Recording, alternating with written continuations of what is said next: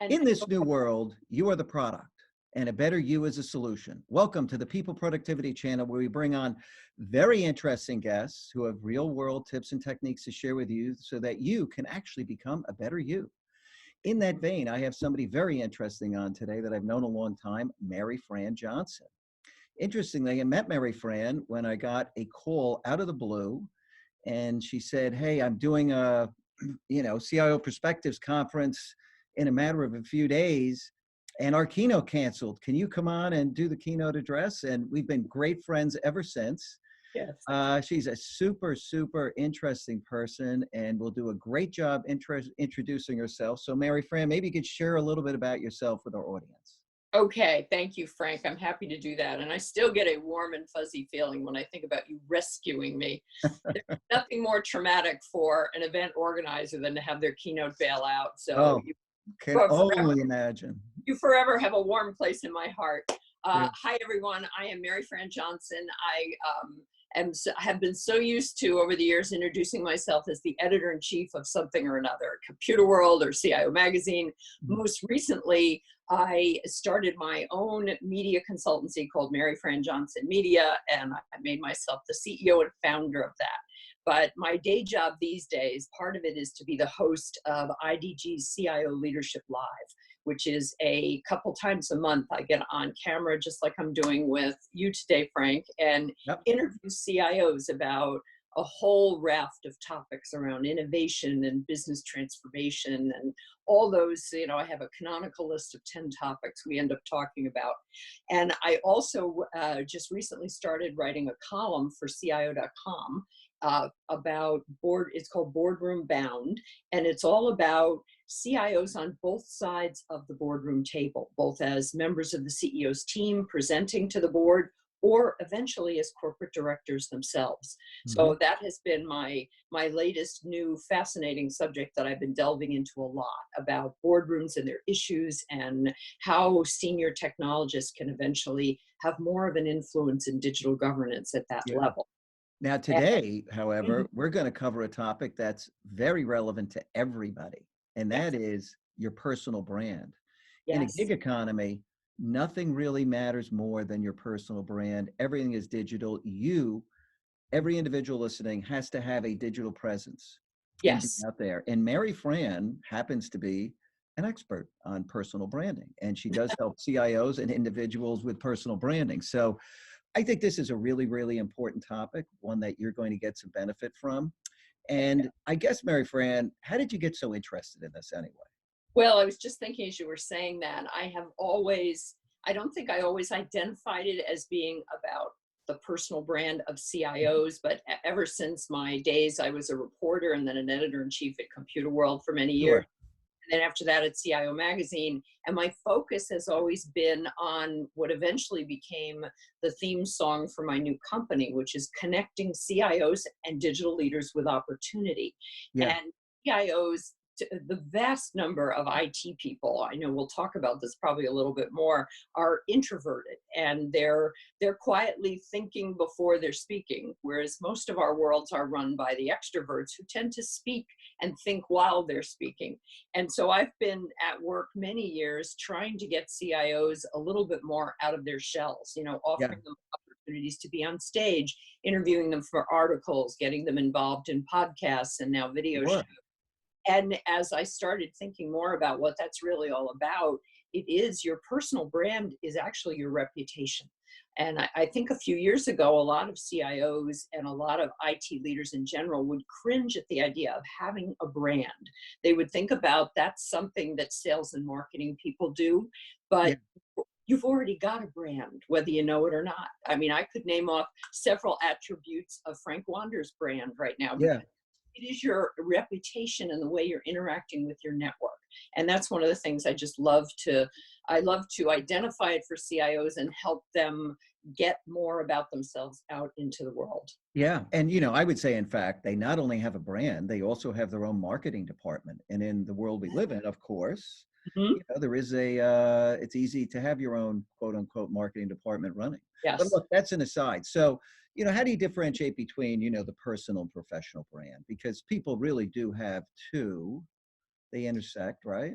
I think that they do intersect. I think that we see more about people's personal brands on social media places like Facebook, where Yeah, they're pictures of their dogs and they're giving people more of an idea what's happening in their personal lives. And I yeah, think of a social media network like on LinkedIn as where you have more of your professional brand.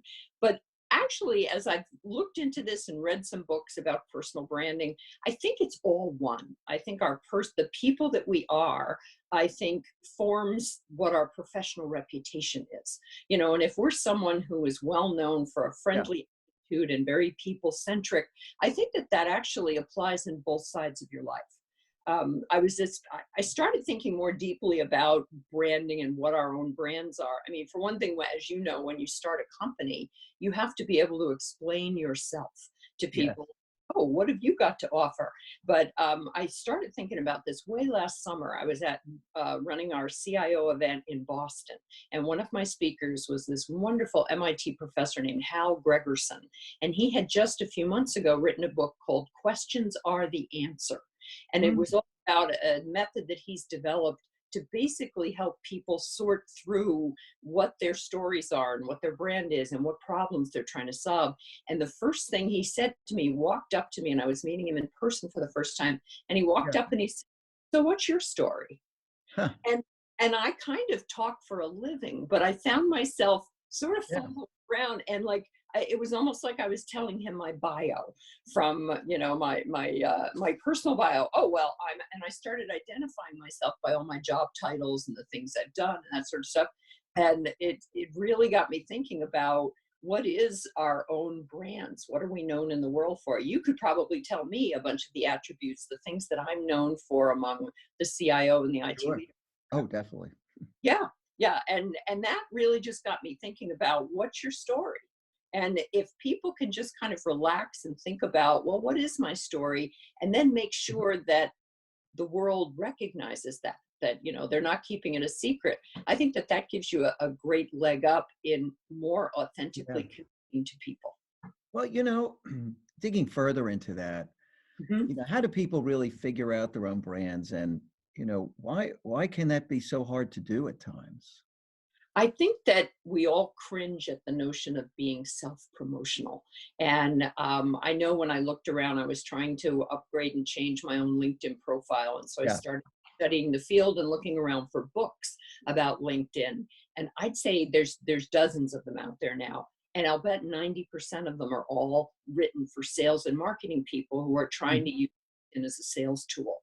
And for professionals in our world in information technology, and for people in my journalistic world and my editorial background, Or the anybody idea, really, right?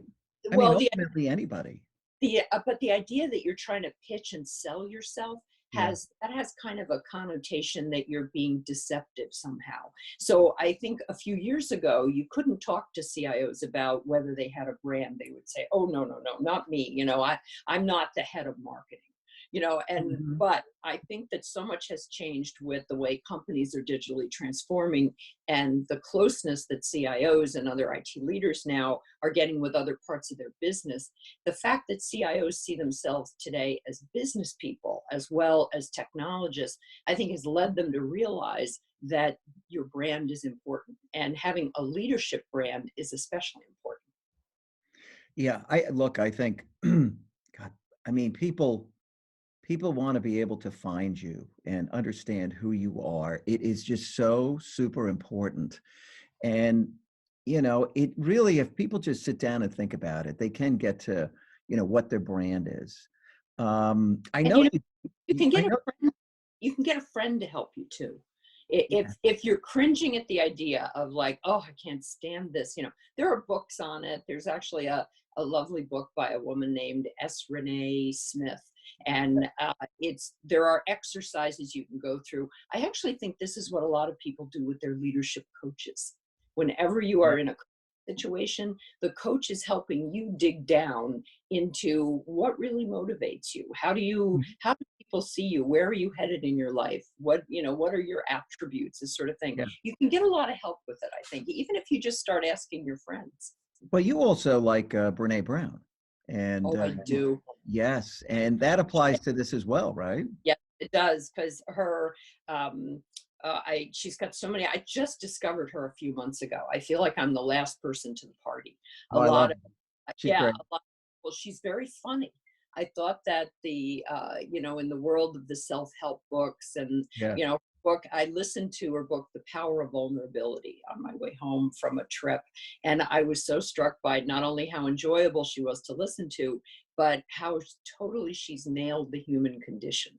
The Yeah. fact that everybody's a little bit shy somewhere, and that when she talks about having the courage to show up and be present, I think that that's to be authentic. I think that's very much why we like doing it, why I love her work, because it is all about driving those connections and those deeper engagements with other people. That's why I love what you do with your company, and even the name of it, Yeah. People Productive, Yeah. because Thank you. it's a connection about, what does she say about it? Courage starts with showing up and letting ourselves be seen. And I think when we start developing and paying attention to our personal brands or our professional brands, however you're comfortable saying it, I think you're allowing yourself to be seen to the world, and you're encouraging more people to engage and connect with you. Yeah. And the reality is, people should be proud of who they are. They should. Well, exactly. And everybody has something they're working on. So they may not love every single aspect about themselves, but everybody's got a lot to offer. And I think that is that's one of the qualities that can come across. It certainly comes across with your friends. And if you're doing well at work, it comes across with your coworkers. Yeah. And it's why people, what is it they say, that people don't leave a company, they quit a boss? Oh, I think that's so true. Isn't it? Because the human Yeah. condition, we want to show up and be seen by other humans, and we want people to be considerate with us and connect with us. And if you have a boss who's just not really seeing you as a human being, you don't hang around long. No, not at all. Oh, it's miserable. Yeah. Miserable. I mean, let's Sounds face it, like we've some all, experience there. we've all been there. Yes, yes. Bosses that you have to hide from. Yeah. So, what do you recommend to people who've, now they've really thought about things, they've become authentic, they've figured out their brand, they want to go Yeah. really present it online. What do you recommend that they do? Well, I always start with the professional network. I have used LinkedIn as a tool for probably 12, 15 years. I think I was one of the first people to sign up, because I used it to make friends with and connect with CIOs all over the country, Yeah. which fulfilled a big professional need for me to get CIOs on my stages, but also has been a really enduring personal connection that I have with CIOs. I mean, I love little features on LinkedIn where it's congratulate so and so for this, and somebody just got a new position, and you always have 5 to 10 seconds to send somebody a quick note. And it's your way of acknowledging, hey, I see what you're doing in the world. Congratulations. And I just think that makes people feel good. It really So, does. yeah, I think that you can hire people to help you improve Uh-huh. your LinkedIn brand if you're all intimidated by it. I was just having lunch with a friend of mine who is a marketing director, mind you, and Sure. her LinkedIn profile is terrible. She doesn't have a good headline. She doesn't have any job descriptions. There's nothing. There's an about summary that you can essentially tell people a little bit of your story, and she hasn't filled that out. And so I'm just sort of always ragging on people like it, because when I hear somebody's name, like I'm meeting somebody new, the first thing I do is go and I looked at it's essentially your living resume online.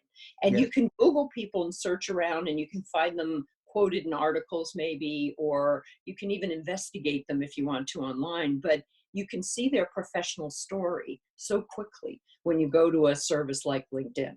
And I don't think there's anything that really rivals that. I mean, everybody in the world is on Facebook, but not everybody in the world is on LinkedIn. It's very much a professional community. Yes, Um, for and sure. I think it's important for like our profession, for people in the technology profession, certainly people in HR, certainly sales and marketing people are all over it. But there's just so many creative and interesting ways to keep sort of an ongoing resume about yourself, about what you're doing and what you're up to. You can follow people on LinkedIn. I know I sound like a huge fangirl, but Yeah. it's really been a great tool to connect with a community of people and to keep building that community. I've had, when I launched my boardroom bound column, Yeah. I put a little thing about it. I put a link to the first column on LinkedIn, and I got all these notes from people, not just saying, "Oh, I like the column," but volunteering to be interviewed for the column. So, No, you know, interesting. it's such a feeling, it's a community feeling when people reach out and they say, "Hey, I see you're doing that and I really like it. Can I help?" Yeah. And Well, I would say, one thing, and, it's part of your brand, is you've always been willing to help people, always. mhm, And, I love that paying it forward concept. yeah, Mhm. yeah. And you just do it because that's you. It's really who I you are. I just, Yeah. it is. I really, really I like to be useful. I like to help people in their Yeah. careers. There's some things that I've taken on, like in my new company, I recently took on, some resume revamping for people. And Yeah. I discovered that I don't enjoy that kind of work. So, but I don't want someone to come to me and say, I need help with my resume and I have nothing to offer them. So now I've kind of amassed a number of people that I can send them to.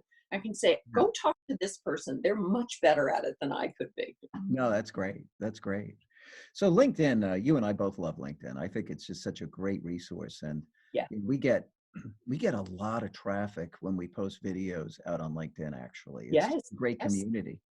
So, what resources do you recommend to people if they want to improve their LinkedIn profile? Well, I haven't. I have been, and I've interviewed both of these authors. So I'm a very big fan of, essentially, it's a do it yourself approach. But there's a woman named Brenda Bernstein. She is the Okay. CEO of her own company called The Essay Expert.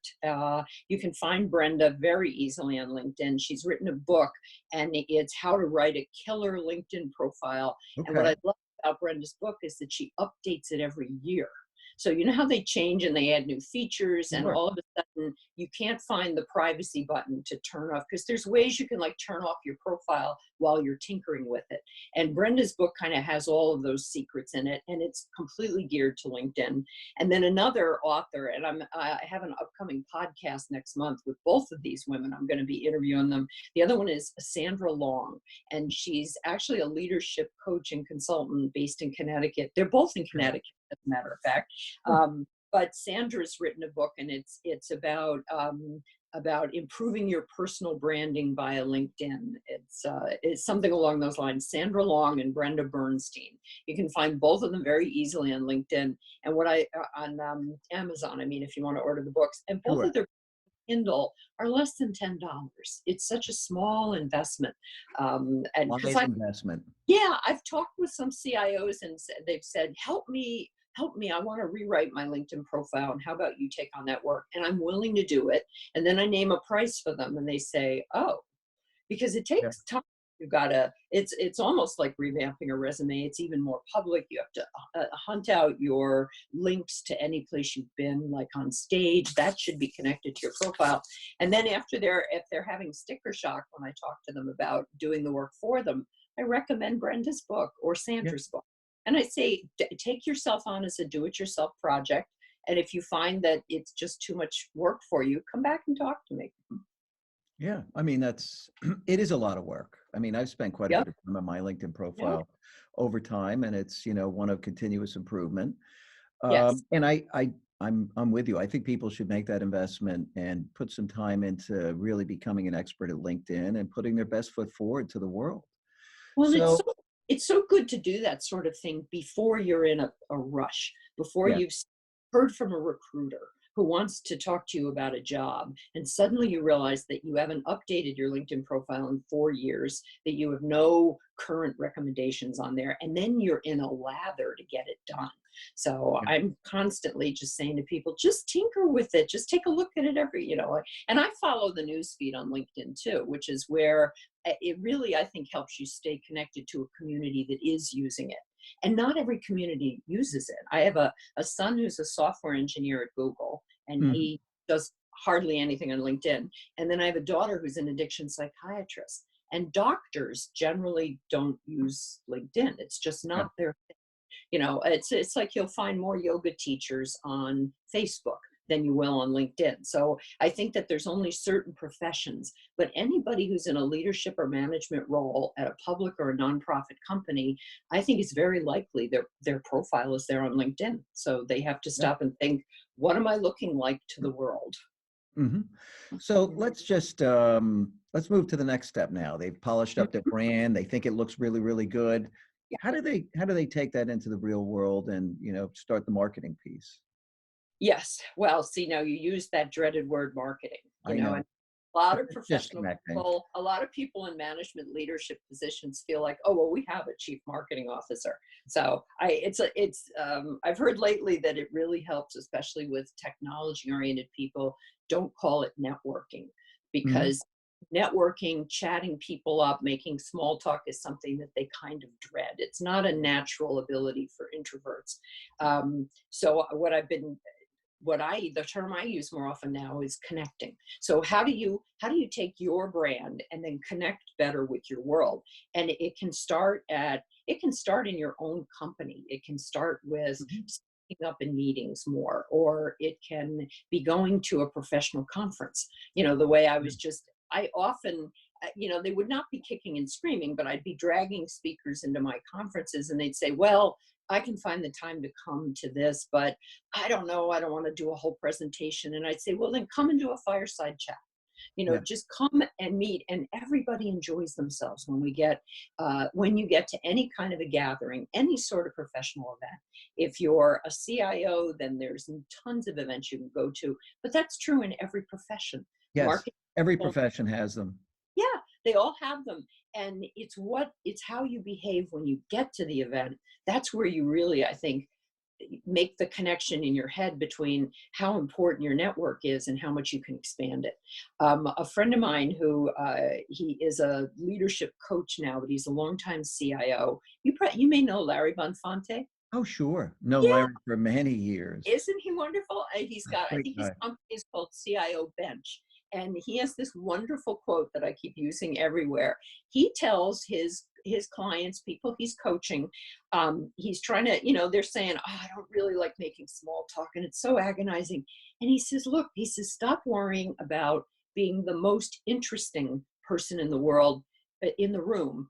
Be the most interested. Walk up to someone and say, well, hey, hi, my name's Larry, and like, I'm really glad to be out today, and what are you most interested in on this agenda, or what brings you here? Make it about the other person. And I just thought Hmm. that was brilliant, because it gives anybody who doesn't enjoy the chit chat at a Yeah. conference. And whenever I was up on stage, I would always, I would give the audience a little speech at the beginning, and I would remind them that the number one reason people go to conferences, it's not for the program, although it's good when it's a great program, and we would always Well, knock ourselves out to put on a good show, as you know. you uh, always put on a great show. You put on a did. great show, and so we You would really did. out doing that. But by far, the number one reason everybody made the time to leave their offices and come out today is to connect with other people, to network. They know that they're not doing enough professional networking. They understand the intrinsic benefits about it. In some ways, networking is almost like healthy eating. It's like people Yeah. know it's good for them, but they still reach for a bag of potato chips. Yeah. And They resist people, it. and Yep. every introvert in the world of business knows that the connecting and the networking is good for them and good for their careers, but it's so much easier to just put your head down and answer that next email. So that's my first tip, is to get out in the world and use your curiosity about the people around you and what they're doing. Don't make it about yourself. Oh, yeah. Don't worry about being the most interesting person in the world. Be the most interested. I was always very interested in others and their I know stories, you were. No, you were. and Yeah. it's just it's a powerful way to meet people. It really, really is. Well, and I remember I think it was the very first time we met, when I had lured you out, and I was very flattered you were willing to come, because you had been doing that heads down working thing. You were at a big insurance company, I think, at the Yeah. time. And you had not, and they had had some sort of a big issue, and you had kept a low profile for like 4 years. And Yeah, for a so number of years. Yeah. yeah, you were out in the world, and I remember that really struck me. For one thing, I was very pleased and honored that you would, like, make your re-debut in the world at our Yeah. event. But it was also that, you didn't wanna be talking about what was happening at work then. And, you were being careful at that point, so you were keeping a low profile. But I'm Well, glad you don't do that anymore. yeah. Hey, look, if you're going to spend time going out and, talking about, the IT industry and profession, you better Mhm. have your shop running well, or you should be focused on making sure it's running well. And You that's know, why it's so hard to get CIOs or any kind of leadership position people to come out and give a talk if they're just within the first year on their job, because yeah, everybody wants to have those results to point back to. And it's too bad because, in a way, what you're doing to get to the results, I think, is actually can be more interesting. The mhm, people in the room listening to you can be learning from what you're doing. mhm, Um, I have a whole spiel I do with IT, especially IT leaders who are they really don't think of themselves as good presenters, and that's okay. You don't need to be the star of the show. Volunteer to be on a panel. Volunteer to moderate a panel at one of your professional organizations. You can just Google how to moderate a great panel or how to be a good yes, panel, and you'll find a bunch of really great advice. And it puts you on stage, it gets you out there, and you're not carrying the whole show yourself. So anytime I have a lot of CIOs I know that are now very happy to step up to the yeah, microphone, I got them started years ago by talking them into being on a panel. And this is, all about making those connections and reaching out and doing things for people. And that's how you build your network. It's not about how many business cards you collect at conference. It's who did you really connect with as a human being? How did you engage? sure. And there are other ways, obviously, for people to connect and expand their Mhm. professional networks, which helps build their brand. Maybe you've got some other suggestions. I do. If you're not into going to a conference, then look around at volunteering to be on an advisory board. Mhm. Your Any of the vendors your company is dealing with might have a customer advisory board that they would really like your input on. You can, of course, there's lots of volunteer opportunities. Nonprofits have advisory boards to be on. You can make it a point to join professional groups in your area. Like for IT people, the Society of Information Management, there are SIM groups and there's a SIM women group, and there are chapters in every state in the union. I'm going at the end of this week, I'm going to be out in Utah, and it's a group that's called, I think it's the AIM, AIM, and it's the AIM Utah CIO Summit.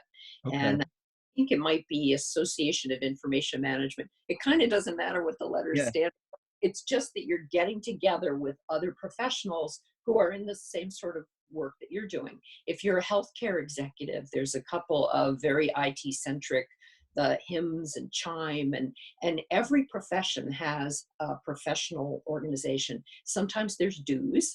In fact, often there is. These volunteer organizations have to support themselves somehow. And I know because I do a lot of talks at these kind of places. And they always, when they get me on the phone, they're like, "Oh, we'd love to have you come, but of course we have no budget." Yeah, yeah. So, Well, but that's we're the like, all classic. right, that's part of paying it forward, because you'll make friends, you'll find people, and then someday you'll hit them up for a favor. Come and talk about what you're doing with artificial intelligence at your company, and you learned about it at one of these events. So I think there's always, when you pull your head up out of your email and look around in your own company, there's often organizations and groups that you can join. Google is famous for this. My son is Mhm. involved in several different groups internally at Google, and it helps him get around the company and get to know different people in different areas, and that opens up new opportunities. Yeah, yeah. The world is your oyster if you're willing to go out and network and make relationships and really be authentic and put yourself out there.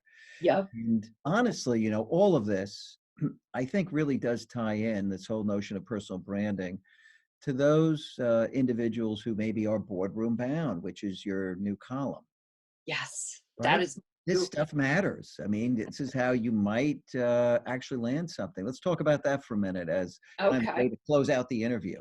I know, my very favorite subject. Thank you so much. I was just, there's a lot of talk these days in the industry. Every single company in the world, it seems, has got a transformation project going on. There's so much excitement going on between IT and business groups finally getting together. But when as I was starting my new company, I was thinking about what are the unmet needs? What are the things that CIOs are very interested in, but can't find a lot of information about? And it has just become so obvious to me over the last couple of years, especially as chief information officers and other IT leaders advance in their career, they have a gleam in their eye when they think about being on a board. It's a very natural next step for them. Sure. So I pitched the idea for the column to Amy Bennett, who is the editor-in-chief of CIO.com, and she loved the idea because, you know, a couple of times a year there would be a story that would show up about how to talk to the board or how to get a seat on the board, but there was not anybody paying a lot of specific attention to it. And so I adopted this as my cause. I've had so many Great. CIOs very interested in it, and it's just a wonderful topic because it's about growing your connections and your networks. There's a column that was just published last week about how different it is to network for a board seat. You have to know business people, not just people in your profession or with your job title, but you have Right. to know a wider circle of people, and it's mostly word of mouth. Somewhere between 70 to 80% of the seats on boards are referrals. They It's are. kind of it's one of the last bastions of the private club. And what's really good, I think, especially for women and for people of color and for diversity, these days it's very au courant in the Yeah. boardroom world for them to be looking to add a few other diverse points of view to the board. The average, like if you look at public boards in the United States, the average board member is middle 60s and he's a white male. Right. And, you know, I mean, I love people in their 60s. I have a husband who's in his 60s who's a white male, but it's a certain way of looking at the world. And now more women and especially more people with diverse backgrounds, like in technology or in cybersecurity, in areas that the board doesn't necessarily have expertise in and could use a little different perspective. So I think there's a lot of great opportunities. And so many CIOs, I think, probably think that, oh, you get recruited.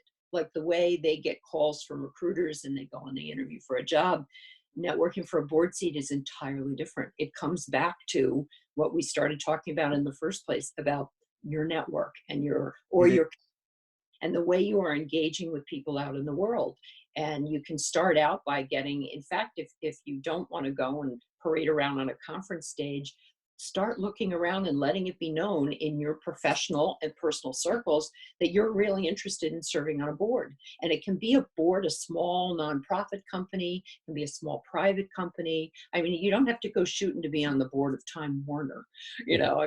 You can just, it's all about relationships and it's how you connect and engage with other people.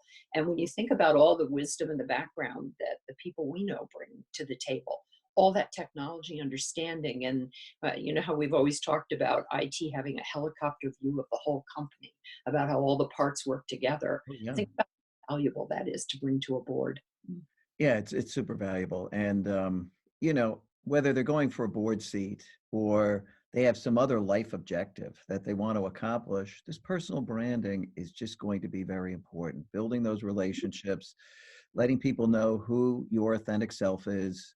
All Yes. of this is ultimately going to lead, hopefully, where you want it to go. Well, So, yeah, recognizing that even if you've never given it a thought, you've already got a brand. yeah, It's more about what is your brand? Is it being well represented by you out in the world? You know, if somebody bumps into, you know, they're at a company conference and somebody bumps into a friend of yours and they say, "Oh, well, I really could use somebody with this kind of expertise." Does your name come to mind for them? Are you an expert in AI and does everybody know that? Are you an incredibly great boss who every time you go to a new company, there's a whole phalanx of people that go with you? I'm always, whenever I run into somebody a CIO who is once again working with these two or three people that followed them there, you know you're talking to a great leader. You're talking yeah, to somebody that people are willing to follow. And they did that by being their authentic selves in the world. For sure. So listen, any parting thoughts or ideas as we close out this interview? And thank you so much for being on. I think it's a great It's such topic. a pleasure. Always love talking to you, Frank. And I think the only I love coming back to recommending that book I mentioned at the beginning. Questions are the answer. Now, Yeah. this my own background. I loved the book. I thought that it was the kind of book that everybody could learn from. I remember years ago reading one of the I think Decisive is one of their books. The two guys from the University of South Carolina, Chip and Dan Heath, have Okay. written a whole bunch of books that are wonderful at that kind of introspection that turns into connection with people. Yeah. And that's what I liked so much about the Questions Are the Answer book, is when you start, that's actually one of the ways to dig your way into your personal brand. Sit down and start asking yourself a bunch of questions about it. So I think that it's just great to get out there among other people. And it's not something that anybody has a particular talent at that they're born with. It's something that I think you develop as you talk and interact with other people. And ultimately, I think on the job, it's what makes you more productive. Yeah, absolutely. Well, for Mhm. all of our listeners, remember, you are the product and a better you is a solution. I hope you found this information that Maryfran has shared very valuable. You can do a lot with your personal brand and still be an authentic person who's just helping others out. So listen, thanks so much for coming on. It's been great and hope to see you Fine. soon. Yes, that'd be great, Frank. Take Take care. Bye care. bye. Bye.